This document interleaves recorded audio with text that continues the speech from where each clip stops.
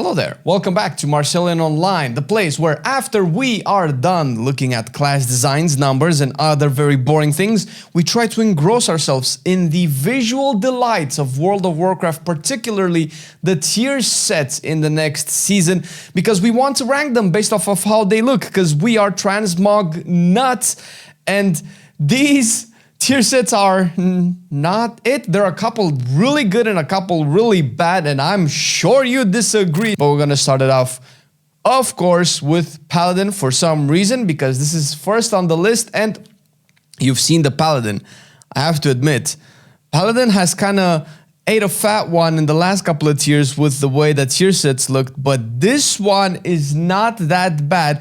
I'm not sure how I feel about the tuft, the plumage, the ornament on the helmet that tries to, I don't know what it tries to do. I guess it might want to replicate the Roman Legion style helmet, but it just goes down like a ponytail.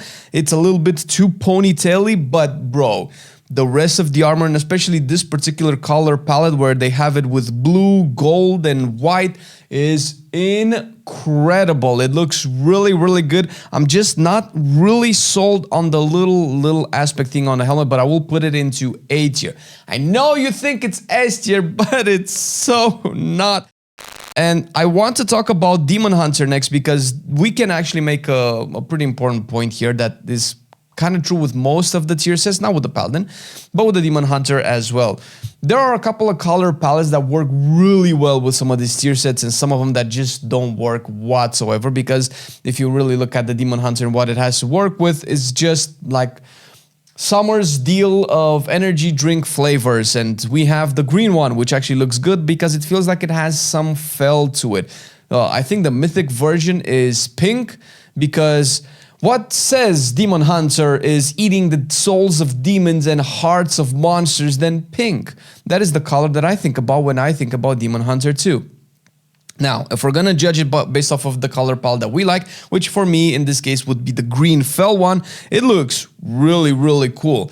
I kind of dig what they're trying to do with the barefoot thing. It looks a little bit too much like plastic bags, but they're close. They're very close. And the gloves as well. It feels like they're trying to convey this burnt, ashy, patchy, molten lava type skin. It would have been kind of cool if they did it across the board for the entire of the character model that shows the bits of skin, but I dig the more, let's say, fell, brutal, savage version of it instead of the super shiny, golden plated ones, especially when it comes for Demon Hunter.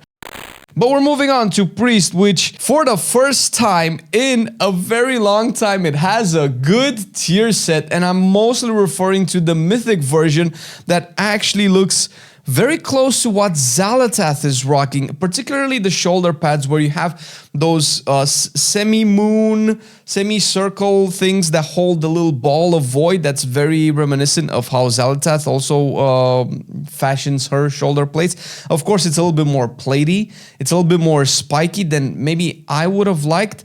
I understand that they're trying to go with the helmet for a more, from what I can tell, a more Arabian style helmet with the veil that's covering the helmet, the face.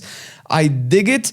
I think it works, but I just don't know if it works with the bulky of, I don't know, gloves and belt and all of that stuff. It's a little bit too bulky. I think they want to do this Acolyte, Arabian Inquisitor. I don't know what feel this gives me, but it's almost working. It's almost there. It could almost be so close to S tier, bro. It's unreal. But that's only for that particular color palette, because the other ones are a little bit weird and they don't really seem to work. Rogue, fortunately, has a much easier time pulling off all of these color palettes. And to be fair, Rogue is a little bit simpler, and I think this time it works for it. I do have to point out that the Season 1 Rogue tier set was literally an ethereal transmog. You actually have bandages across the board, and now that we're actually in the ethereal patch and we don't have that set, that just boggles my mind, because I'm 100% not going to rock the new tier set when I'm raiding Mana Forge, and I'm going to rock the Season 1 tier set, because who wouldn't? But that probably tells you everything that you need to know about the Season 3 tier set and how disconnected it kind of is. As far as the tier set goes, as a rogue, it's cool. It's slightly a little bit too flashy for me, but I dig the face mask that feels a little bit platey, a little bit shredder-y. And there are some cool color palettes. I mostly like the green golden one with a little bit of purple. It kind of gives a little bit of the sense of ethereals. Green doesn't really do it that much, but we do have a lot more green into a lot of the tier sets, so it wouldn't be the end of the world. I kind of want to put it at the same level as Paladin and Priest, and as much as I like it for its simplicity, I think I have to bump it down a smidge, just a smidge. Speaking of ponytails, which seems to be the theme of the season, because there's next one on the list has that for some reason. Okay, I will put it into A tier despite that, and maybe this is where my mage bias comes through, because there are a couple of color palettes that work really well with the tier set, and I'm pretty sure like the best one for everybody will probably be the PvP one for some reason. Dude, why does the PvP colors have the Silver Moon Blood Elf color palette with the golden, red, and green versions? But I digress. I always like the wizardy Gandalfy hats. Those were always kind of cool. On human, at least, it looks a little bit too bulky. But it is a cool mage set. It does have the color variants where you can feel like you're cycling through the arcane elements as you're playing mage. Yeah, the ponytail, man. Listen, if it wasn't for the ponytail, it might have been an easy S tier. Now maybe it's a little bit too high for A tier. I'm gonna keep it in the bottom A tier. Another biased one would probably be the monk, which has a simpler one compared to the last couple of tiers where, oddly enough, dude, I don't know who designs these, but this actually looks like what a monk would probably wear going into battle. It's, you know, doesn't have like a straw hat again, which is, we can always appreciate the non-straw hat tier sets. It has the face mask cover-up thingy, which I don't know if it's necessarily a monk thing. It feels more like a rogue theme, but it does have the, I don't know, the tabby, I want to call them, the ninja style feet boots type thing, but overall it's a little bit too bulkier on some parts, and it doesn't really pull the attention as much as, let's say, the Undermine tier set for monk, which is probably the best one they ever made. It's a tough one to follow, but you know, here we are. Hunter. This will be a very controversial one because I know Marcelian absolutely dislikes the Hunter version, but I do want to point out that the particular color palette with purple and gold looks very much ethereally, and I think it just matches Tazavesh. It's the hoodie type, kind of, I don't want to call it Sylvanas, but the theme is very consistent with Hunters, just consistently getting hoods and purple and spiky things. It's around that part, but that if it was just that, it would have been an easy A tier. I want to put it in front of B tier. It's not terrible, but it doesn't really speak huntery to me. It's a little bit too fancy. It's a little bit too elegant. If I think hunter, I'm thinking animal trophies, camouflaging through the woods. But then again, you know, maybe I'm trying to ask too much out of the WoW fantasy when everything has to be like a Christmas tree. Death Knight, oh boy, dude, I think this would have been an easy S tier if not for something else. Death Knight is actually, the theme of it is actually Death Knight. If the color palette wouldn't be so goddamn bright and so shiny, I think this would have worked really cool. I dig the gargoyle aspects. It definitely gives me a Revendreth vibe than Manaforge, Ethereal Koresh vibe, which is what this is probably supposed to do, although the purple version is definitely really cool. The helmet is probably the best Death Knight helmet I have ever seen. As I'm saying this, I kind of really want to put it into S tier, but I really cannot because of Warlock, bro. This is absolutely the banger of this season. I'm gonna start with the only thing that I don't really like is that the horns are a little bit too big, but that's it. That's where it stops. Everything else is freaking incredible, and all of these color palettes do an amazing job at kind of giving you the sense that it's a totally new set. This first version, I don't know if we can show it on screen. I think it's the LFR version, just has the horns ones actually look like they're made out of bone and actually coated in blood. The colors are dark and a little bit desaturated as opposed to the other tier sets. So this just gives me a Diablo vibe, going into hell, slaying demons and grabbing trophies and making your armor sets out of it. It looks incredible, and as you go through all of them, you'll get to probably what the mythic version is, where it has voidy horns rather, or horns soaked in void magic. And I think the PvP ones have some pretty dope ones with red and black as well. Dude, if you're a Warlock main in Season 3 and you mythic rate and you also do Arena and you're a Gladiator, you probably have the best collection of tier sets they have made in a very, very long time. Big W for Warlocks. Not something I can say for Warriors. And this is another controversial opinion because I believe there are a lot of people who for some reason like the Warrior set, and I think I know why you like it.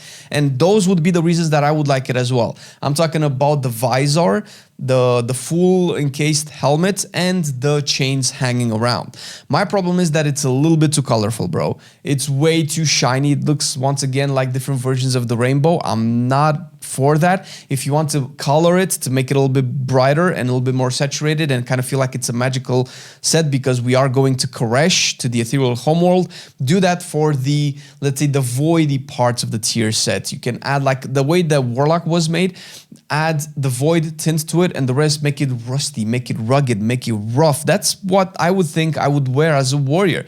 It's just a little bit too magical. It feels like warrior should actually have void abilities and void damage on its abilities, or shadow damage, or whatever it is, right? kind of big miss. And the absolute bottomest of the bottom, bro, how did they manage to mess this up again? They did this in Season 1 and it looked so stupid then, it doesn't look any less stupid now. Why do we have ponytails, man? What part of the ponytail says Shaman? I am so sorry for being so brutal with this one, but god damn if this didn't have a lot of potential with the actual wolf helmet. And to be fair, this is a weird observation, and this is the only tier set that I'm gonna make this observation for. The icon art for the items for this tier set look way better than the actual tier set. I actually thought that when I actually, you know, took all of these from the tier set vendor, looked at the icon, I was like, man, this looks like a really badass actual Shaman tier set.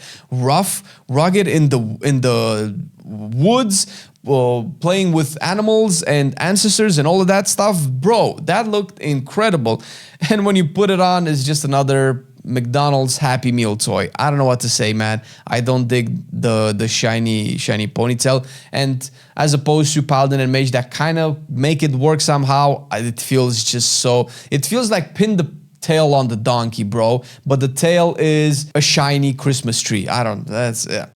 However, I am surprised that Evoker has such a decent tier set. Evoker always went for this over-the-top flashy vibes, which I guess it kind of matches its theme. It's supposed to be a dragon that has the imbuement of all the dragon aspects, which are colored in all different shapes and sizes. So it would be the rainbow class that just has a little bit of everything. That's fine, I guess. It feels like the theme is at least consistent throughout the tier sets. It's spiky. It feels like it cuts you if you try to touch it. And it's not too over the top. We've had way too much over the top tier sets with Evoker in the past. This one is mid. This one is fine. Let's say I wouldn't mind trying to make a transmog out of it if I would be playing my Evoker. And last but not least, Druid, a little bit anticlimactic, also goes kind of in the middle. I'm not a fan of how not druidy this looks. It's way too shiny, way too clean. I don't know, man. I think like super shiny and bright things work for some of the classes. It might work for classes like Paladins, Mages, Priests maybe, right? But for specs that are, you know, supposed to be savage looking, like a druid that spends its time in the forest with the beasts of Azeroth, this looks like it just came out of the cleaners. What I do like about it, and part of the only reason why it's all the way into B tier, is because they're trying new things with some of the armor pieces, where you have the fur coming out and sticking out and having this actual 3D, more inflated look on it that looks definitely more real. But the cleany, super pristine aspect of it just takes away from me for it being an actual druid set. But what do you think? Let us know in the comment section down below. How wrong do you think I am? hit the like button. But more importantly, watch the Frost Death Knight rework, because if you're gonna be rocking the second best tier set in terms of looks in the game in the next season, you might want to know what you're getting into, since if you're playing DPS at this point, you're likely going to be playing a Frost Death Knight.